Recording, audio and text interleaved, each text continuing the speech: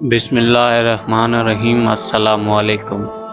ایک ایسے نبی جنہیں ایک بیو ہیکل ویل نے نگل لیا، آپ سے ایسی کون سی خطا ہو گئی اور آپ مچھلی کے پیٹ میں 40 دن تک زندہ کیسے رہے؟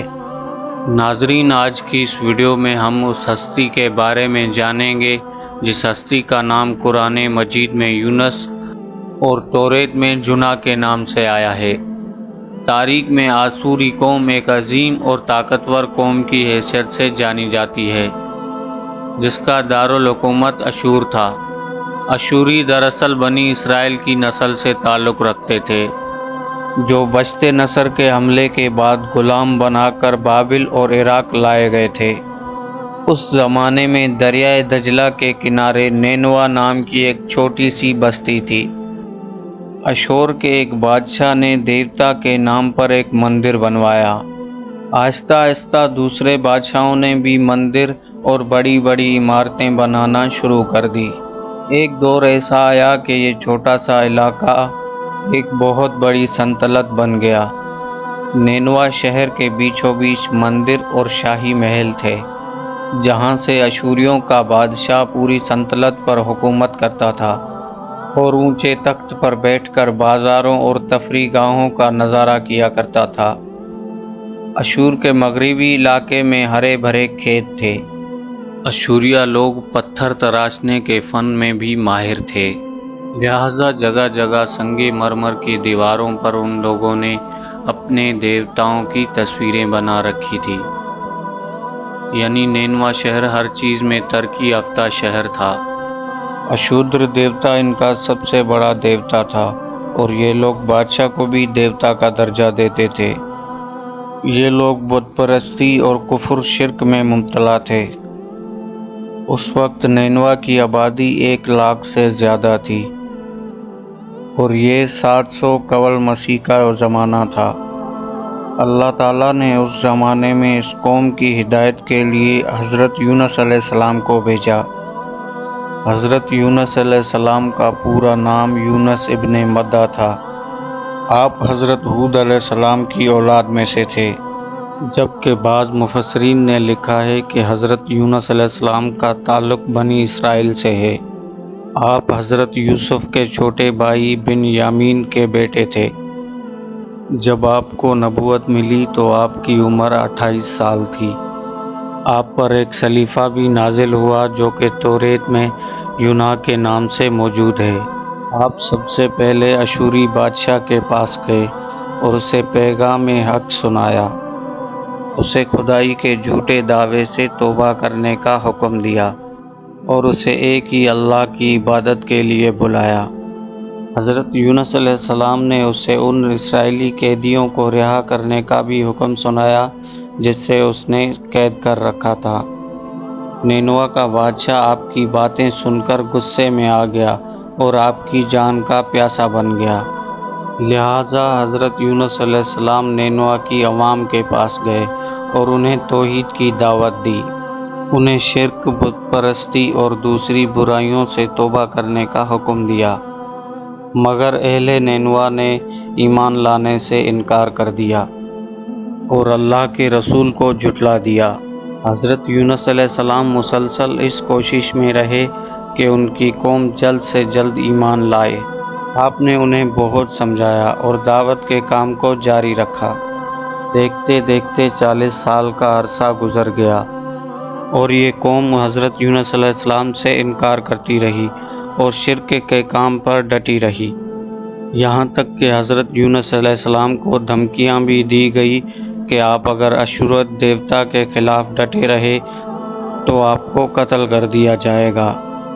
آخر کار حضرت یونس علیہ السلام آپ کی قوم سے مایوس ہو گئے۔ جب ان کی سرکشی اور نافرمانی انتہا کو پہنچ گئی تب اللہ تعالیٰ نے حضرت یونس علیہ السلام سے ارشاد فرمایا کہ اپنے لوگوں کو کہہ دو کہ 3 دن کے اندر ان پر عذاب نازل ہوگا۔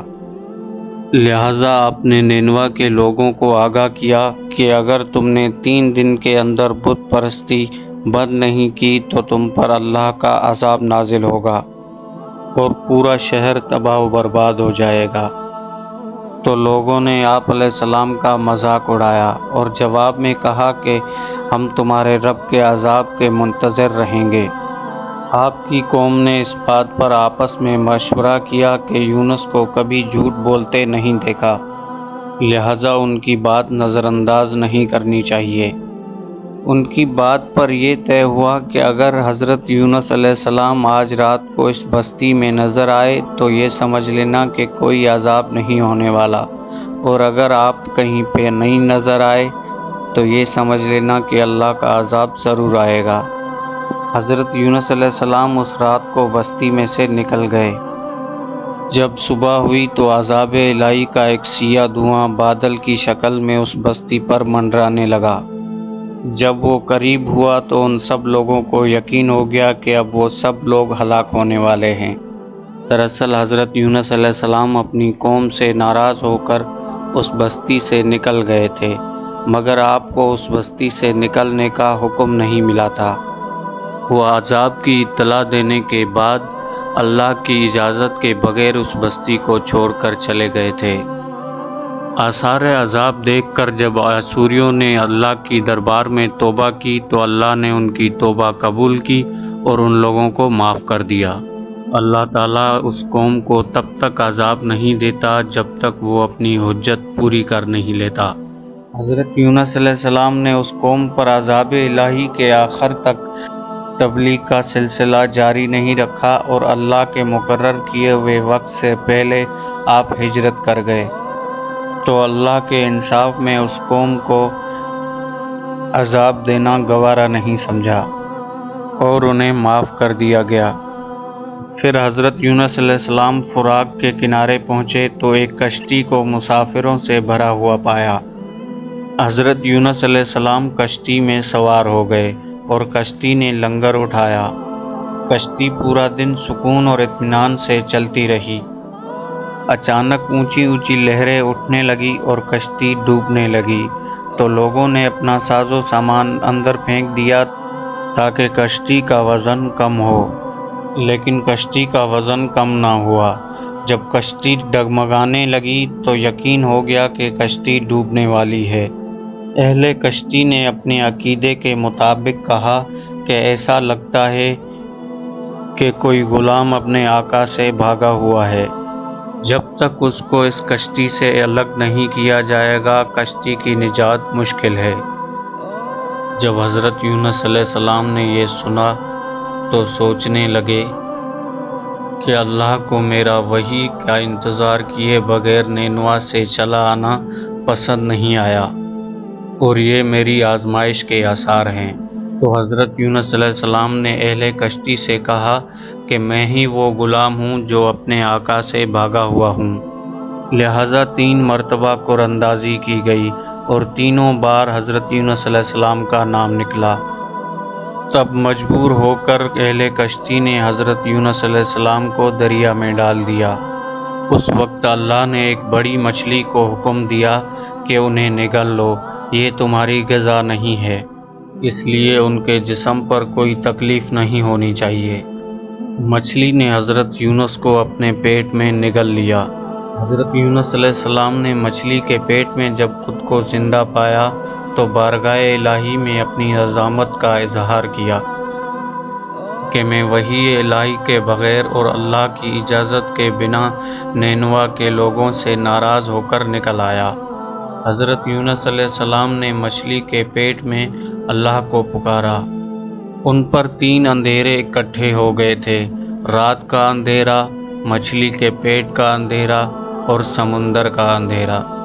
آپ نے ان اندھیروں میں یہ کلمات کہے: اللہ تیرے سوا کوئی معبود نہیں، تو یکتا ہے، میں تیری پاکی بیان کرتا ہوں، بے شک میں اپنے نفس پر خود ہی ظلم کرنے والا ہوں۔ روایتوں کے مطابق حضرت یونس اگر یہ تسبیح نہیں کہتے تو قیامت تک وہ مچھلی کے پیٹ میں ہی رہتے۔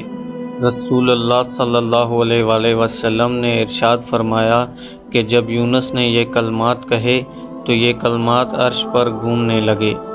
فرشتے کہنے لگے کہ یہ بہت دور دراز سے آواز آ رہی ہے اور آواز بہت ہی کمزور ہے۔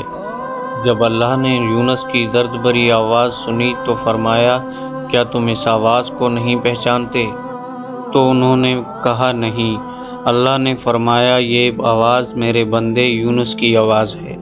فرشتے نے کہا، یہ وہی یونس ہے جس کے پاک عمل قبول شدہ ہر روز تیری طرف چڑھتے تھے۔ اے اللہ، مصیبت کے وقت اس پر رحم کر۔ تو اللہ نے مچھلی کو حکم دیا کہ وہ آپ کو بغیر کسی تکلیف کے سمندر کے کنارے اگل دے۔